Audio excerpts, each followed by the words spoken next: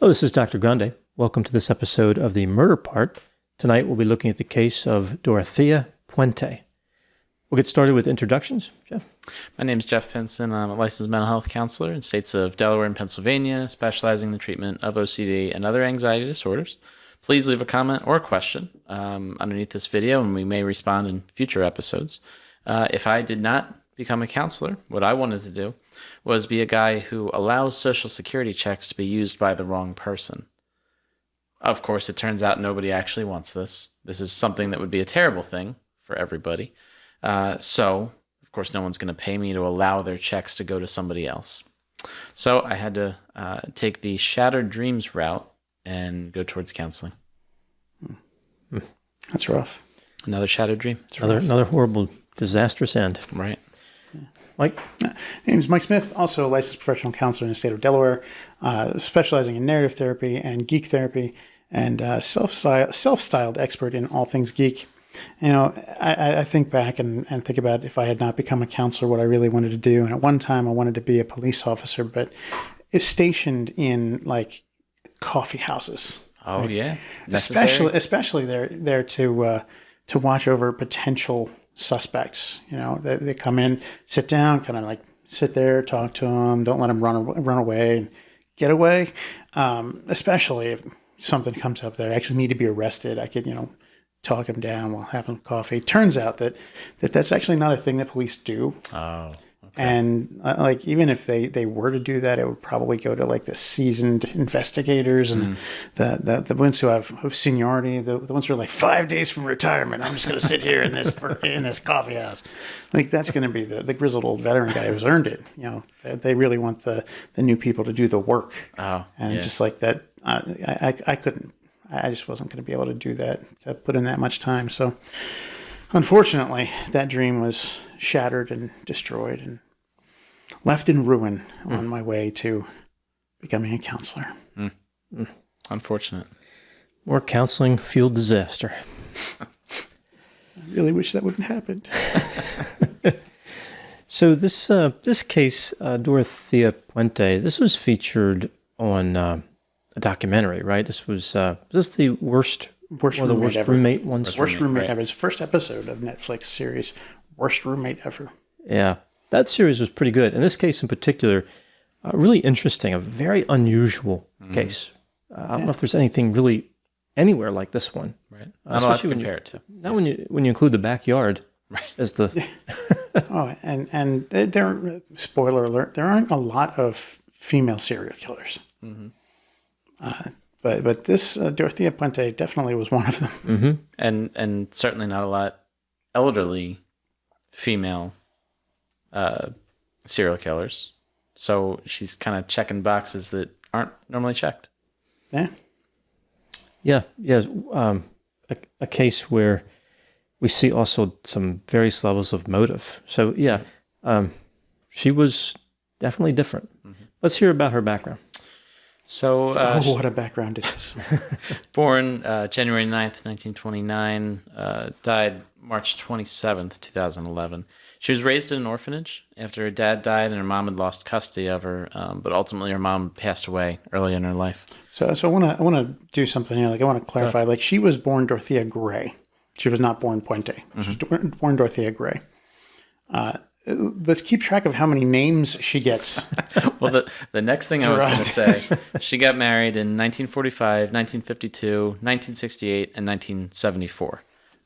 Had many affairs throughout her marriages, been arrested many times for check fraud, drugging others, eliciting others. Mm-hmm. She often pretended to be somebody she wasn't, like an attorney, a physician, an actress, who went by various different names, eventually tried to reinvent herself as an elderly caregiver type, which is where we saw many of the murders happening, where she was running a boarding house type thing, somewhere where people, kind of the people that didn't have anywhere else to go, mental health issues and so forth, maybe perhaps elderly people that didn't have much family, come to her boarding house, and unbeknownst to them, she would take their Social Security check, most likely anyway, and use it for herself while claiming to use it for them, or claiming that they would get the money or so forth. They didn't have many others in their lives, so nobody would really figure it out. So, of course, this led to murders and burying in the backyard and so forth, which we'll talk about. What they really could have used was somebody who would take those checks and sign them over, and then give the money to Dorothea anyway, and they would know like that they were giving it to somebody. That could have been your job. Could have been my job. There was a need.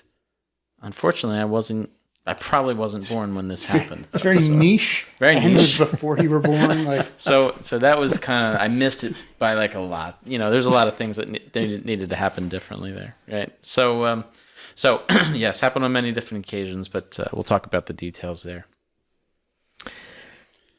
Yeah, so she definitely had tough upbringing. You mentioned her mother. She was killed in a motorcycle accident. But by that time, she had already lost custody of Dorothea. And then we see the multiple marriages and then these arrests that take place during and between marriages. yeah, her first marriage at 16 to a guy named Fred McFall, so became Dorothea McFall. So that's 2. If only we could put a little like ding counter on the bottom. Ding. Ding. That's 2. Now we don't refer to places as orphanages anymore. At least not that I'm aware of. Maybe there's some still in the U.S., maybe in the world, but I've not heard of an orphanage in my lifetime. Like seriously heard about it. So the image I get of an orphanage, especially like early to mid 1900s, perhaps, kind of a bad environment, or potentially a bad environment. Not a lot of oversight, government-wise, or just the people living there, like the adults living there. Not a lot of oversight there. I think probably a higher instance of abuse in these kind of situations. Kids that were probably felt like they were forgotten about, kind of had to survive on their own, fend for themselves, kind of thing. In some cases, told that outright by Exactly. adults around the place. We saw Orphan Annie's terrible experiences. Oh, there we go. Right. The telltale. Yeah, but didn't things work out for her? Spoiler alert for Annie. Yeah. They did. I thought you were talking about Anakin Skywalker. So that's he the left image. a lot of the Tusken Raider Junior's orphans, right? They didn't really show that scene, right? But he clearly wiped them all out. So that's the image that I have of orphanages. So I imagine that that there were a lot of bad things that happened to her there. Thankfully the foster system, I think is at least a little bit better. Not that it's great or perfect or anything now, but we've maybe gotten away from orphanages, and maybe that's a pretty good thing. I don't know if how many there are still orphanages around. I believe Are there? there's one. I know there's one on Route 4, not far from here, that was operated for really? many years by nuns. Oh, okay. But I don't know if they're as popular these days because of the foster care system has become, well, I guess more advanced. They're definitely. I mean, I just did a quick Google search and came up with like 3 locations within 20 miles of here. Is that right? I'm wrong then. They're nonprofit organizations and social services organizations, so they don't necessarily fit the classic, especially pop culture view of the home for wayward children. Yeah. I'm sure that there are places where children have to wait before they can go into a foster home, and so Group homes, perhaps. yeah, it's kind of a group home situation before they can move into a foster situation with a single family. But that system's not great either. Right. Well, there was not only the movie Annie, but there was a more recent film about a chess player that was based on a book that I think was written in the late 70s. Queen's Gambit. Oh, okay. Where she had some TV show on it was pretty good. She was in an orphanage and it was a terrible place. There was some drugs there. I don't know what that was about, but I think that's how people picture orphanages, like like it was pictured by whoever that guy was who wrote the book in the 70s. It may have been accurate for the time that he was talking about, although I'm not sure about the drugs part, but kind of like a rough, cold environment where there was no like nurturance or anything. It was just, you're here, you're lucky to be here, fall in the line, type place. Yeah. Maybe that influenced Dorothea, if that's her experience. She didn't learn how to play chess, so No, apparently she didn't. That could have changed a lot of things, maybe. that could have been good for her. She learned a lot about other things. Yeah. Well, she knew how to move pieces around. So, Yeah. And getting married at the age of 16, coming out of a situation like that, probably was a way of getting out. Yeah. Right. Yeah, married again. So Fred left her 3 years later. Yeah. Married again in 1952. Axel Johansson. Yeah. Which is a name I wouldn't expect for. Yeah. Axel Johansson. Yeah, Axel. I don't know why I think that's a more modern name, but I guess it's actually not. It goes back a few years. So we got Johansson, but Johansson wasn't a name she went by after she married him. She actually created an entirely fake persona for her during that marriage of Tea Singoala Nayarda, claiming to be a Muslim of Egyptian and Israeli descent. So there's another name. That's right. That's three. Ding! Yeah, so maybe she thought that she didn't like the name Johansson. I don't know what happened there, but yeah, it didn't appeal to her. Apparently, Johansson was a sailor. Would be out to sea quite often. He was a merchant seaman, and she would take advantage of him being out to sea. Yeah, she got involved in prostitution. She was arrested for it 8 years into their marriage. A lot of visitors. Yeah. So they divorced and they stayed together for what is that? 9 years. 14 years in '66. Yeah. So I don't know how much time they were actually together, but they were technically married. It was in '61.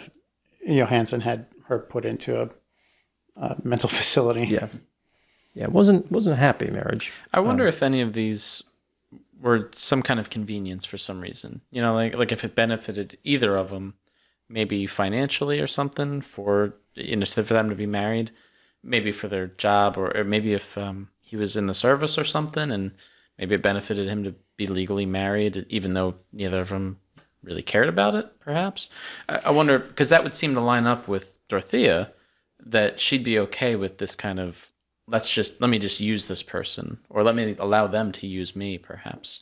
It seems to line up with her MO throughout life. It does. Very, very opportunistic. Yeah. But also, I think that she had a lot of just impulse control issues. Right. So, like, some of these marriages would have just been like, I have big feelings, let's get married. Yeah. Done. That's true. And they go through it like it's the Vegas wedding every time. Yeah. Like she's looking for a marriage license with every Happy Meal. She was finding it. Like minimizing the importance of marriage as others might see it. Yeah. Oh, yeah. You're right. I mean, the things that she saw when she was a child, she ended up carrying through as an adult. I mean, she was put into DeWitt State Hospital by her husband for binge drinking, lying, criminal behavior, and suicide attempts. A lot of stuff going on with her, and she was diagnosed as a pathological liar at the time. Mm-hmm. But those are all things that she learned from seeing, like, her parents growing up and other people at the orphanage. Mm-hmm. That's what she had modeled for her. She learned a lot of street survival skills. I think that was a big part of it, just getting by. Right. In 1968, this is when she married Roberto Puente. Took on the last name that she would keep, mostly keep to the end. Mostly keep, yeah. She would use that one for about 20 years. So they were apart 16 months later, but the divorce didn't happen until 1973. So, back to your point, Jeff, like, what? It was a long time, right? Like, what are we doing for the years that we're missing? Roberto Puente apparently just ran away. I can't blame him. It's like she tried to serve him with divorce papers, but he fled to Mexico. I mean, I can't blame him being married to her, based on what we know about her now. I don't blame him. So then she had the marriage that would change everything. Well, she thought. 1974, that husband left a week later, so maybe not the best. She didn't get a chance to use his last name for anything. Not to say she wouldn't try. I'm sure. Streak broken. So she goes to this the 16-room boarding house. Now, there's a lot of pictures online, right, of the famous house. This is a different house, right? This is 21st and F Street in Sacramento. Yeah. This is where she worked, providing assistance to the homeless and the mentally ill. Interestingly, she made herself look older. Mm-hmm. She found it made it easier to get respect from people if she was a matronly type of person. So she just let her hair go gray and just put on big oversized glasses and hunched a little bit. And they said vintage clothing. So, But she wasn't that old at the time. I think at that point she was only like in her late 40s. yeah, but yes, I think maybe too part of she had a real desire to deceive, and she wanted that persona to help her cover up her actions. She helped tenants get Social Security benefits, and she had them designate her as the payee. And she was arrested for illegally cashing checks in 1978. All the checks belonged to the tenants. 5 years probation, so no jail time for that. And had to pay $4,000. I think she was also not allowed to. She was prohibited from running a boarding house or being involved in that kind of business at all. Right. Which was not followed up with. No. And I think she was prohibited from doing anything with Social Security checks too. Maybe not at that time, but at some point she was. Yeah. Now, in 1981, she rented an apartment at 1426 F Street, which as I understand it, is like a landmark now, where people drive by and take pictures and stuff of this house. Very nice. The people who, at least the time that I saw them, whoever owned it at that point, like really took pride in that history of it. Not that it was good history, but We've talked about houses that have life-ending events associated with them before, and some of them have a great future. Others are destroyed, and the address is actually changed. Yeah. We talked about that. Murder house flippers. Murder house flippers. That was a great idea. It's still a great idea. And I know that some of our people have commented on that and said that there was a show called Murder House Flip where they did that. And the house, the Puente house was actually on that show. But it was on Quibi, which is no more. And the show was what Quibi did like 10-minute short episodes, something like that. Like they were all like bite-sized snippet things. So like probably 10 minutes of show, 15 minutes of commercials, I think is what I did guess. Probably. And then like Quibi just went out. Like they were only in existence for like a year or two, or popular, and then they were gone. I think they were here and then gone. And so the show Murder House Flip on Quibi is not competition for what we would want to do, which would be a more in-depth kind of show. But yeah, apparently the house was featured on that. This would be a great case to do because it's a really nice house. Yeah, it is. I've since learned too that there are laws in some states that require the information like this to be shared with a potential buyer of the house, that whether a murder or something has happened in that house. I think that's if you have to disclose termites, I think you have to disclose. You'd have to disclose a multiple murder house. It's not every state, though. I'm pretty sure. Is it? It's not every state. No.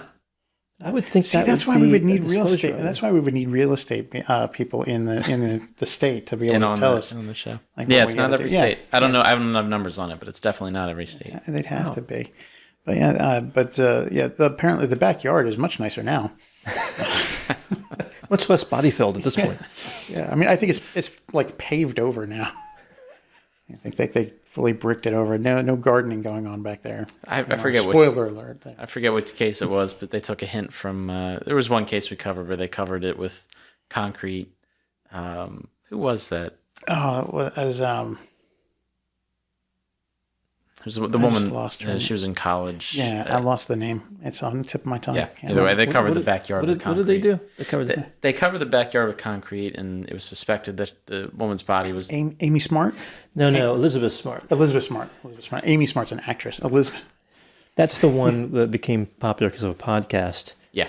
And that's right. But there was definitely the watch making noise or something. Yeah, right. Yeah, there was definitely like concrete in the backyard on that one, and yeah, there's still movement on that case after all these years. We'll have to cover that again. I think there's a trial should be coming up at some point, right? Yeah, we'll have to take a look.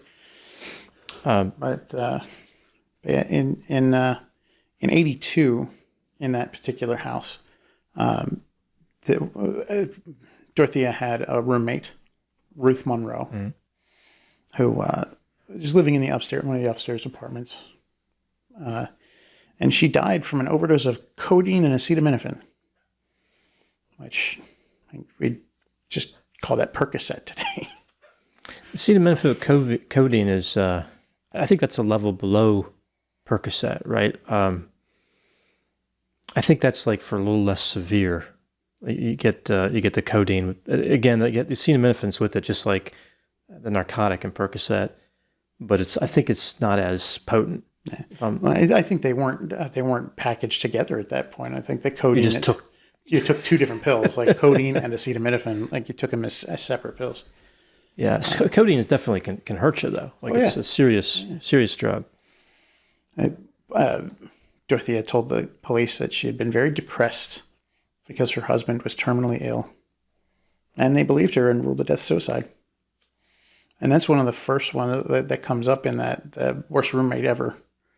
Right. Thing is they talk extensively about that and talk to some of Ruth Monroe's family about that. Yeah, because they had a restaurant they had started together, and Dorothea kept asking for more money from Ruth. I guess like they were partners.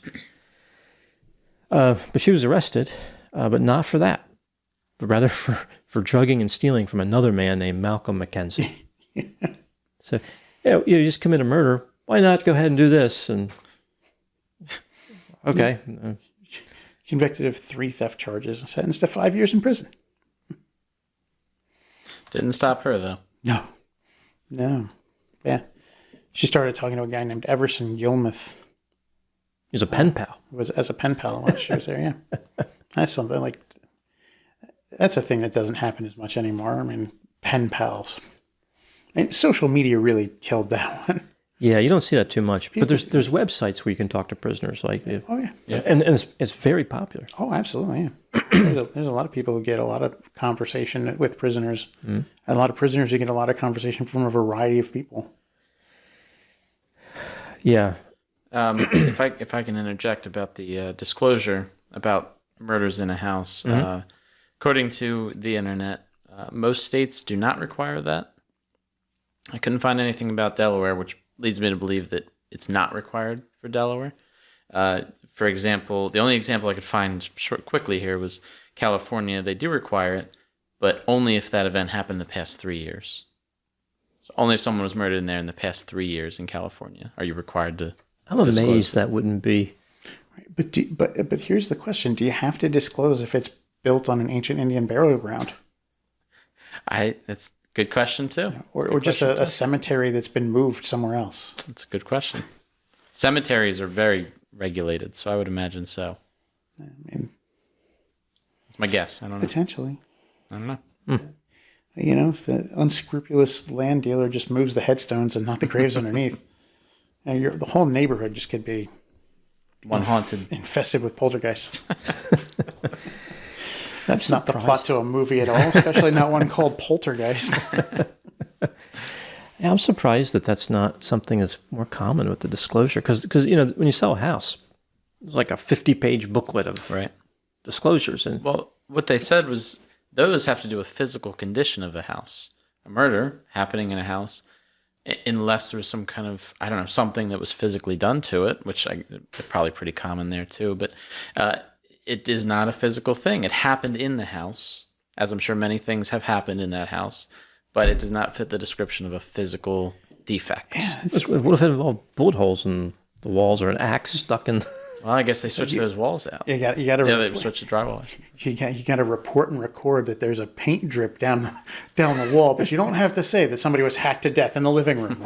Like even water damage, you have to report. Right. Did the roof leak ever? Did a window leak ever? Was there a body leaking ever? I would think that would need to be covered. Yeah. We did have a leaking body once, but it didn't cause any damage. I promise. We replaced the carpets right away. No, they used to be red, but see, now they're not. There was a leaking body, but you know what? It's okay. We put down tarp before the body. We knew it was going to happen. Usually not part of open houses. But it wasn't a murder. It was a suicide. They get around it, technicality. So I find this interesting. This guy's name, the pen pal, Everson Gilmouth, right? When Dorothea was released from prison, he picked her up in his pickup truck outside the prison, which apparently he liked this truck. Mm-hmm. And for some reason, based on, what happens later on, I just picture Dorothea get in there and be like, this is a nice truck. Be a shame if you didn't have this one anymore. I wish I would have a truck like this. Maybe I will someday. Maybe I will soon. And apparently, very shortly after that, they started making wedding plans. Mm-hmm. I mean, somebody was making wedding plans. Well, one of them was. They're both making plans, to be fair, of some type. I don't think Everson was making many plans of it all at a certain point. Yeah, so I find this interesting, right? So Dorothea approached a man and asked him to build a 6x3 by 2 foot box. Mm-hmm. For books and other items. That also begins with B-O, right? So then they're driving along. What was the story that they're driving along? They have this box in the back of the truck, and then they stop right here on this bridge. And she pushes it over. Was it a bridge, or she pushes it over? It was a riverbank. Riverbank. Right, so they're going to a storage depot, as they call it. I guess it's like a storage place. And she's like, "Hey, you know what? Just pull to the side." A little bit too much weight going on here. The place was an unofficial dump for a lot of people were dumping junk in just in that spot. The river. The river. Nice. The riverbank. Like it was like right there. It was just like a whole bunch of people that just dump stuff. She's like, "Oh, that's a good place. Like just put this is just a box of junk. Just throw it over there." So put it over there. Mm-hmm. Yeah, and then many years. Well, not many years. 1 year would pass. Not even. It was New Year's Day. I guess actually a few months technically. Just a few months. Fishermen spotted the box, called the police, and it was Everson Gilmouth. Body in there. They didn't know it was a badly decomposed body. It was unidentified for some time. But he continued to give to Dorothea behind the grave. She collected his pension as if he was alive, even told his family, "Doing all right. Yeah. No worries." Kept writing letters, Everson kept writing letters. His pension checks kept getting cashed. And she had taken his truck. How generous of him, even post-mortem, that, giving her his truck, still writing letters, still giving his checks. This was a nice guy. And she started building maintaining a boarding house again. Mm-hmm. She took on 40 more tenants. She was very, very active. Now, in 1988, I think this is where the documentary starts. I think so, yeah. It was November 1988. A social worker who had placed a guy named Alberto Montoya in this boarding house. Oh, yeah. Social workers loved her. Because her house was, she would always take on difficult cases and older people who other boarding houses wouldn't take on. Yeah. I guess their temperament wasn't of major concern to her. It's more like, do they have a check they need deposited? So they're older, right? Are they on Social Security? I just need to make sure, just for my records. On Social Security? They're not on Social Security? Oh, I'm sorry. We don't have any rooms. You have 2 on Social Security? Yeah, I think I can find rooms for them. Squeeze them in. Yeah. Squeeze them in somewhere. We'll dig another. I mean, we'll open up another room. We'll right? dig up a place for them. It might be the basement they're in, or where I'm going to build a basement someday. Yeah, so the police investigated based on the social worker, and the social worker liked the guy Bert Montoya. She really liked him, and he was developmentally disabled, schizophrenia, really couldn't take care of himself, but he'd been reported missing. Or she reported him missing because she hadn't been able to make contact with him in weeks. Mm-hmm. Yeah, so and the documentary covers this interaction. So the police go over, and they're like, eventually, they're like, we need to find this guy. Yeah. And they come up with the idea of digging up the backyard. Mm-hmm. Well, somebody mentioned that they should. They should take. It was I think it was the social worker. She said, "Take a shovel with you, check the backyard." Which might have been a joke. I don't know, but they did. Like they decided to. Like that's with Dorothea's permission. They asked. Mm-hmm. They asked. They said, "Hey, can we dig in your backyard?" And she's like, "Yeah, go ahead." Yep. And she watched them. Did she even offer them a shovel? Am I remembering that correctly? At some point, is she like, "Hey, do you guys need a shovel?"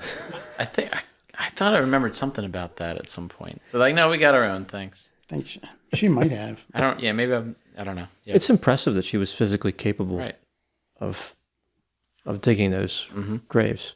That would be moderately difficult for anybody. I mean, generally speaking, that'd be moderately difficult for anybody, let alone someone of her age. The ground can be pretty hard and heavy. Like a lot of people who take on digging projects don't realize it. Right. It's a lot of work, but she soldiered on. So the police found 7 bodies. After they found one body, they were all looking at Dorothea. Probably an awkward moment there. So, found something there, I don't know what that is. Never seen him before. I don't know who that is. I don't know how that got there. Like, that was the kind of thing she was saying. Yeah, and she wasn't under arrest. The thing is, she looked like she was really old at that point, especially with the vintage clothes and the big glasses. But in 1988, she was only 59. Like, she was not that old. Like she was getting there, but she was definitely in shape enough to be able to do the thing. Clearly, to do that. So this is one of the best parts of this story, right? Happens now. So they find 7 bodies, but before they get there, they find 1, and they're working on finding number 2. And Dorothea's like, I'm gonna. Like at this point, she wasn't under arrest because they didn't have any, like they found a body, but now we're starting to investigate. We don't, we have our suspicions, but she's not officially under arrest at this point. So she asked the detective in charge. She's like, "Do you mind if I go across the street to the hotel, to the coffee shop there, and get a coffee?" And he's like, "Yeah, sure. I'll send somebody with you." Sent her over with an officer. Officer left her at the thing and went back. She got her coffee and left. If only you were there, Mike. If only I'd been there. You could have been in the coffee shop. Man. See, I'm telling you, they need to have an officer who does that, just hangs out at the coffee shop. Every coffee shop. Yes, every coffee shop should have a police officer just hanging out just in case. That seems necessary. You never know. I mean, they're always at Dunkin' Donuts anyway, so. Why not the coffee house? Why not the coffee house across the street from the murder site? I don't know where the woman who runs the boarding house, where the murder house is. Where you just found multiple bodies. Yeah. I don't know that particular officer who escorted her over probably should have stayed. Yeah. And made sure she didn't go anywhere. Well, perhaps they didn't. I think it did say that she was not even a suspect at that point. So maybe not everyone was even considering her as a possibility. The detective, they were considering her as a possibility. Yeah, they knew they were going to get her, but they needed probable cause. Right. She wasn't under arrest at the time, but they definitely, especially the lead detective, definitely suspected her. Yeah. Well, maybe. I mean, I'm saying maybe not everybody. Like maybe that detective didn't realize. Well, maybe he was like, she didn't do this, or just walked onto the scene or something. There's no way she can get away. That's probably what he was thinking. Like a coffee shop across the street. At least I know where she is. Go ahead. Yeah, sure. Yeah. And sending another officer with her. Go with her. Make sure she gets her coffee. Well, if they had detained her, they would have been in trouble. Yeah, that's true. But but the other officer who walked her over there went right back. Yep. And then it was like, okay, we've got bodies, multiples. Where's Dorothea? We need to take her in. About that. Funny story about that. Actually, she's not there. So she made her way to Los Angeles. I think it was some type of tip that came in. Somebody spotted her because they plastered her. Oh, she befriended an elderly pensioner. She's going to do it. That she met in a bar, but he recognized her because he saw her on television. Yeah, it was the potential victim. That's right. The news report. It was the potential victim that So she was already going back to work. Mm-hmm. Right. She was getting ready to set up for another boarding house in L.A., but and she wasted no time. She gave a different name. Yeah, well, naturally. I don't remember what name she gave that guy, but it wasn't Dorothea Puente. So there's 5.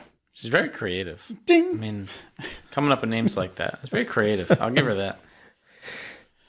So she was charged with 9 murders because there was 2 other victims, Ruth and Everson. Yeah. 51 to 78, so a pretty older profile as compared to what we usually see. Right? Not old individuals, just older than we're used to seeing with serial killer victims, like 18 or even younger, maybe up to high 20s, early 30s. Nope, 51 to 78.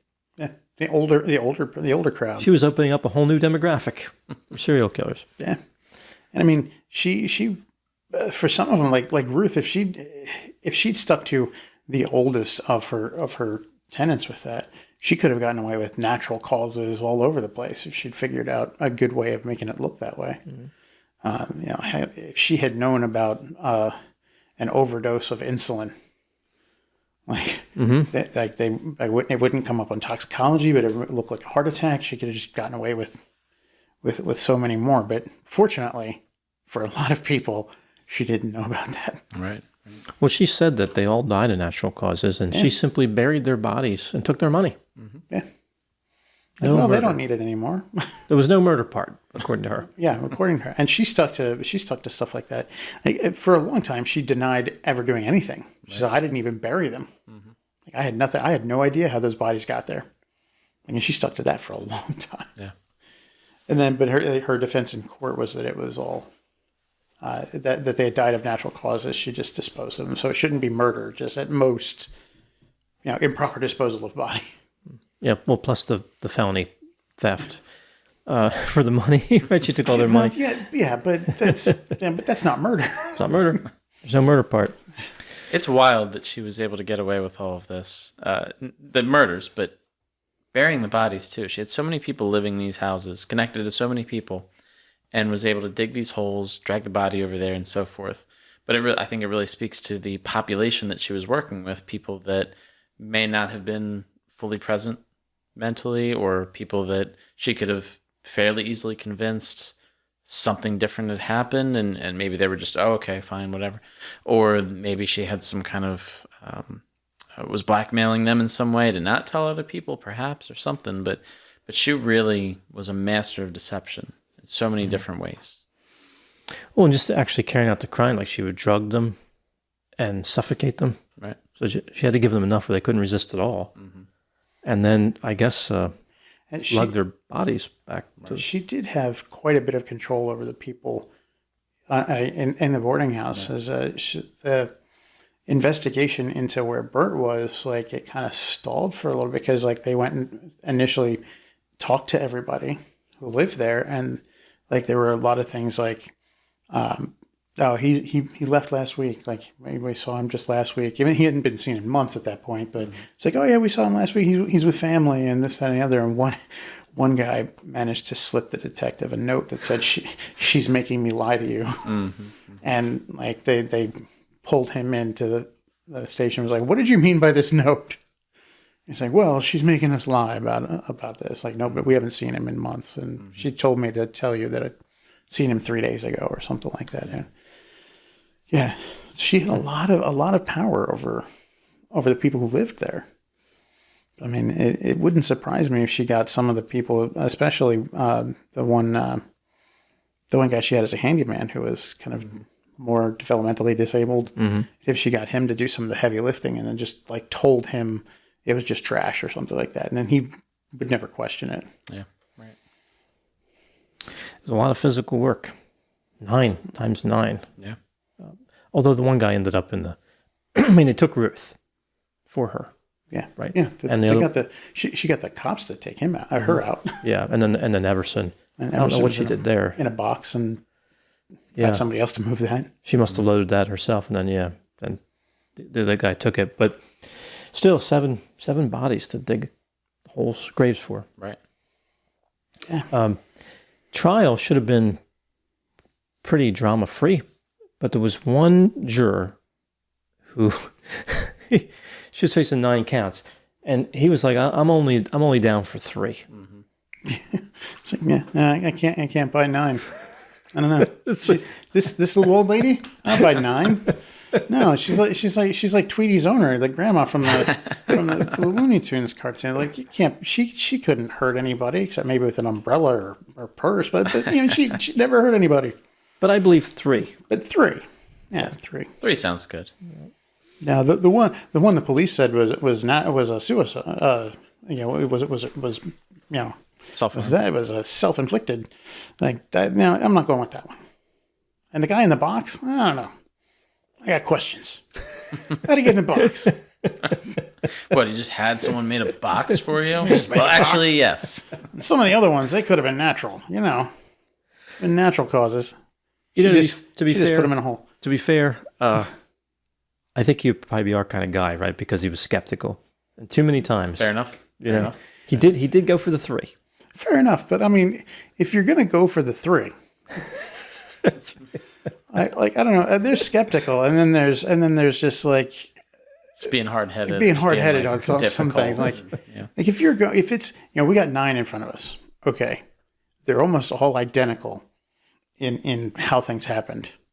Yeah, but I'm only going for 3. Not much of a stretch to think that she might have done a 4th and a 5th. And it's interesting because one, he's like, I'm only doing 2nd degree. I'm only doing 2nd degree on this one. Maybe this guy was like an aspiring lawyer or something. Like, let me prove to them how great I am, how much I know of the law. One? So Dorothy was sentenced to life in prison without the possibility of parole. Turns out 1 murder of 1st degree would have been enough. So Yeah. yep, she died at 82 in 2011. She maintained till the end that she didn't do anything. Yep. Well, you mentioned schizophrenia. When she was in prison one time in the 80s, pathological liar with unstable personality. Whatever. That's a pretty broad thing to say, but that was mental health stuff back in the 50s and 60s. I can just make broad statements like that. It's like the DSM-2 was like a pamphlet. Well, I think a lot of the mental health professionals of the day viewed themselves as kind of like an island unto themselves. Like they were kind of legendary, and they would just make up their own diagnoses, and so it was pretty common. Yeah. They love the word neuroses. Multiple neuroses. Which ones? Multiple. There's too many to count. I'll have a paper next year. They're unstable neuroses. Unstable. They're unstable. They're unstable with each other. Instability. But we don't actually know what happened. There was no good mental health evaluation. Maybe personality disorder, maybe psychosis. It's difficult to know, but she did lie a lot. And she seemed very organized. Oh, and she was a great liar. And she sat there in the interrogation room looking at the detective, never blinked, and was just like, I don't know how they got there. Right. Maintain that persona. We know you put them there. No, not me.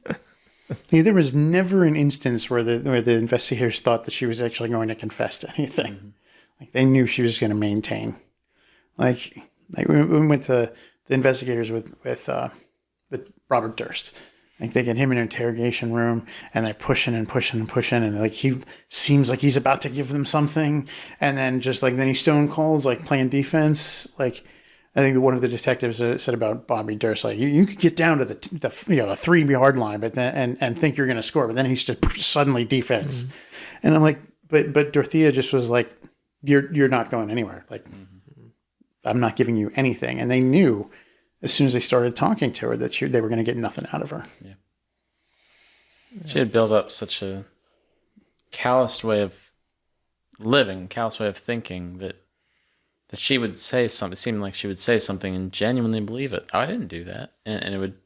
She felt genuinely validated that she was telling the truth. Is what it seemed anyway. Like to be able to maintain that level of deception and lying. I mean, if you're able to, that's the best way to do it. If you're going to deceive yourself first, Right. and then you can deceive everyone else much better. Because if you can believe what you're telling yourself, you can make everybody else believe the same thing. Well, my guess is she felt justified. And they were just going to squander that money anyway. Yeah, I mean, she was probably psychopathic, and she just didn't care. She committed crimes long before this, forgery and other crimes. So she was probably just like, I have the right to do whatever. Yeah. So lying is not a big deal. I'm taking care of these people, so I really deserve this. Yeah. Oh, perhaps. Yeah. She took care of them. She took care. Definitely took care of them. I find it interesting. Like many people discounted her initially, even with the long criminal history. even the police, right? They didn't pay attention. Like the probation officers didn't follow up, things like that. Oh yeah, like the probation officers, like one of them stopped by the boarding house, and she clearly has boarders, and goes, "Are you boarding people?" No. Okay. Good enough for me. Good enough for me. Sorry to bother you. What? Like, she's clearly not supposed to be running a boarding house because of previous crimes at boarding houses, running them. But no, she's doing good for the community. Right. Yep. She used to convince some people that she was sweet and innocent by maintaining an excessive quantity of kittens. So not just a normal amount of kittens, like I'm innocent number, but like I could never do it. Quantity of kittens. I have this many kittens, so I could never do it. That's the problem is you get to a certain number of kittens and they start watching you. I mean, I think it's like if more than two cats per person in a household, and the FBI's got you on the list.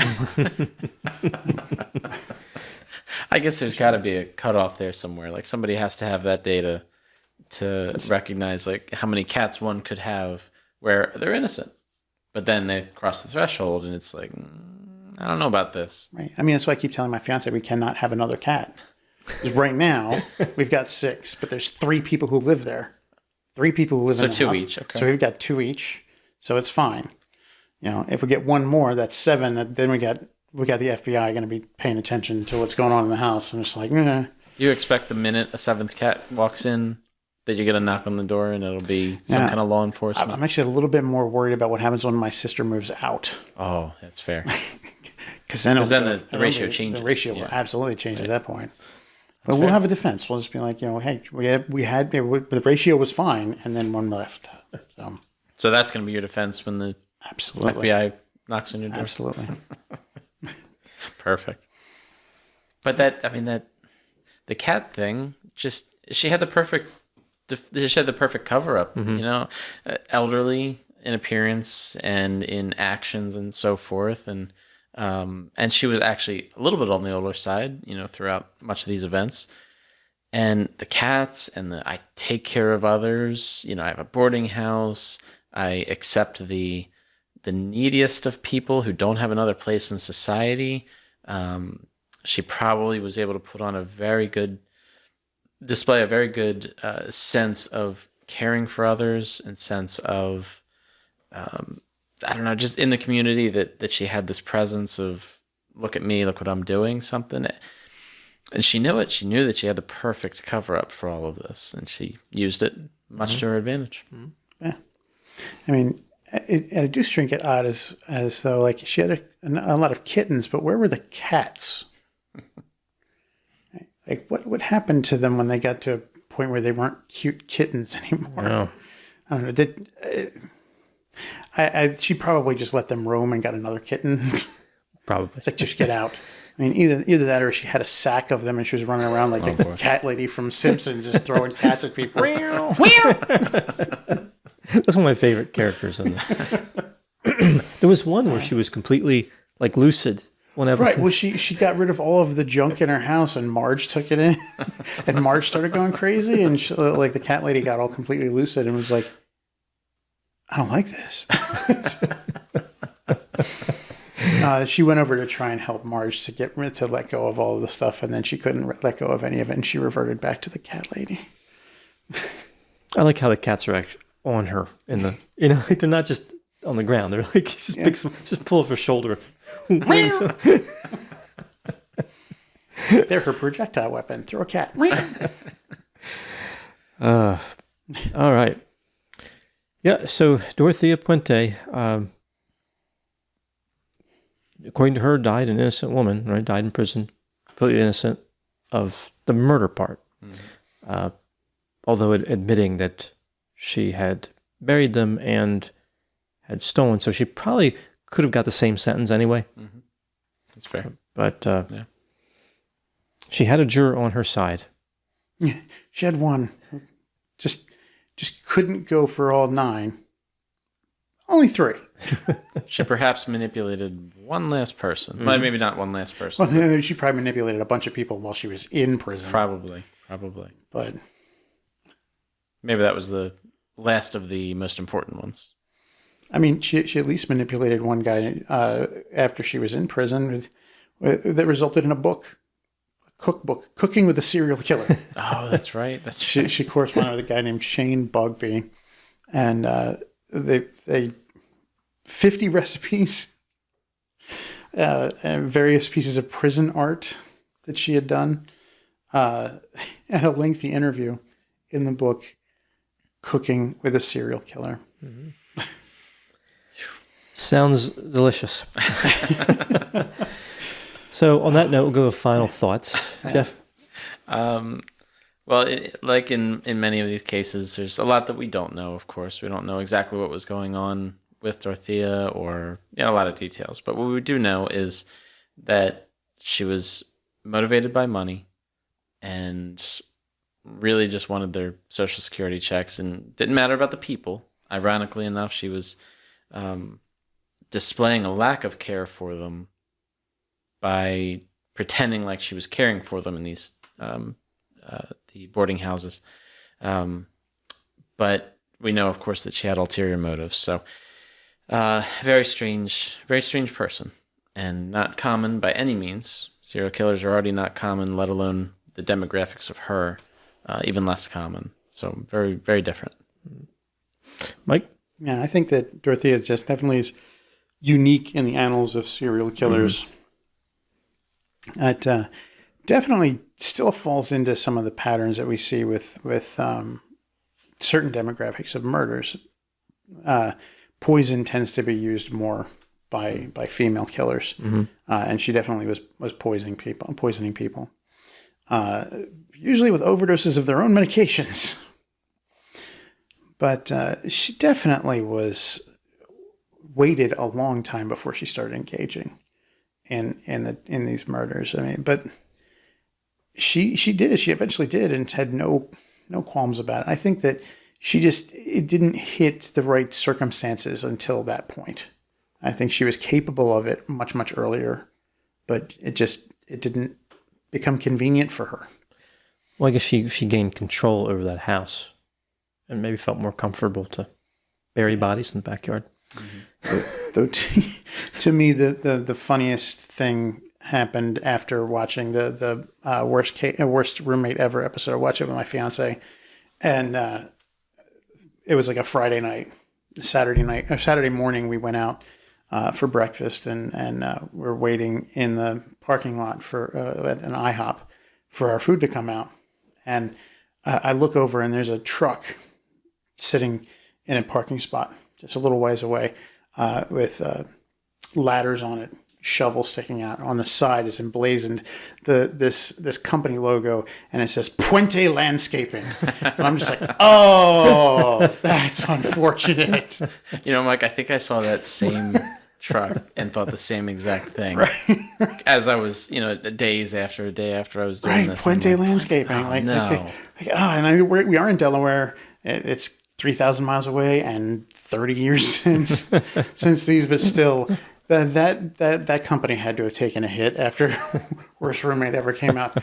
I know we hired you last week, but we no longer need your services. Don't even ask us why. Bye. It was like, I feel a little bit bad for him, but it was funny. It was, the timing of it was funny. Mm-hmm.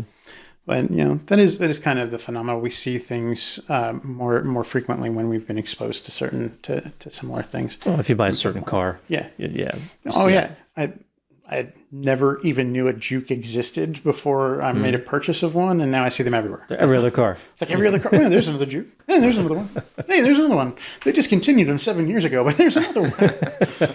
Wow, didn't know these things existed all over the place. Yeah, we become more familiar with them. But yeah, so Puente Landscaping was just a funny thing, and it's a thing. It exists. It's real. You're actually in like a Truman Show kind of thing. We didn't want to tell you until now, but that's why you're seeing Jukes at Nissan Jukes everywhere. That's why you saw the Puente That must thing. explain the cameras. That's exactly what it is. Yep. This was just a deceptive. These never actually go on YouTube. Oh wow. It's a thing. Don't worry about it. Just to a control room where I've just been Truman Showed. All right, so we'll wrap up there with the case of Dorothea Puente. Any ideas for items? I was gonna say just like a shovel digging a hole, but we've already got one over there. So It's there. I don't know. I'll leave it up to the audience to figure out what I might do, or I might kind of just Social come up security with something. check. Maybe a social security check. Maybe a pill bottle. Okay. Spilling some pills out. Okay. Yeah. So put any ideas you have about the item that Mike can produce for this episode, and we'll look that over and pick one, and we'll have that out soon. And any other ideas for videos as well, please put them in the comments. We read every comment, and we appreciate the ideas. We appreciate you watching, and we'll talk to you soon.